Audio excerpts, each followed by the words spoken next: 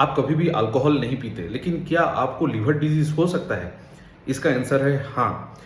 लगभग 40% से भी ज़्यादा लोग ऐसे हैं वर्ल्ड वाइड में, यानी कि आधे से भी ज़्यादा लोग जिनको सिम्टम्स भी नहीं पता और उनको non alcoholic fatty liver disease है।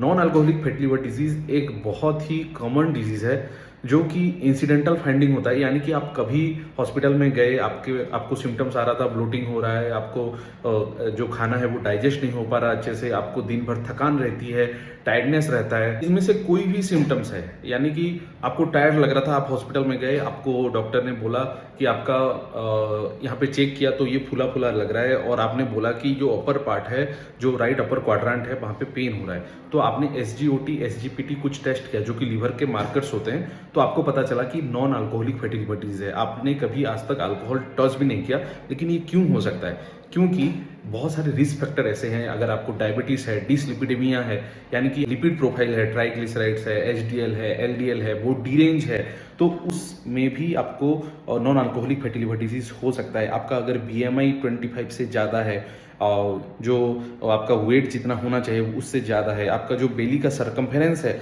वो अगर ज़्यादा है, तो ये कुछ रिस्क फैक्टर हैं। हाइपरटेंशन भी एक रिस्क फैक्टर है, कुछ मेटाबॉलिक सिंड्रोम के साथ ये एसोसिएटेड होता है। तो आपको कौन कौन सा टेस्ट ऐसा कराना है जो कि आपको पता चल जाए कि आपको अल्कोहलिक या non alcoholic fatty liver disease है या नहीं? तो पहला SGOT करिए, SGPT करिए, देन आपका जो कोलेस्ट्रॉल का टेस्ट करिए, ट्राइग्लिसराइड का टेस्ट करिए, LDL का टेस्ट करिए। अगर इन पैरामीटर्स में कोई डिरेंज आए तो आप USG भी कर सकते हैं, USG में भी पता चल जाता है। और वहाँ पे अगर इसको आप नज़रअंदाज किए तो ये लेटर स्टेज में सिरोसिस कर जाता है, जो कि इरिवर्सिबल है।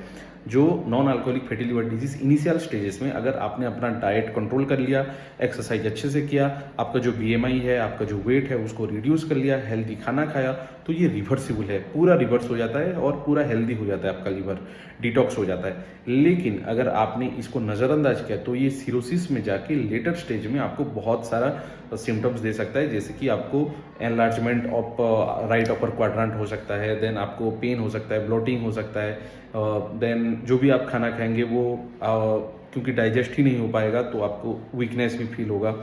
ये सब लेटर स्टेजेस में हो सकता है।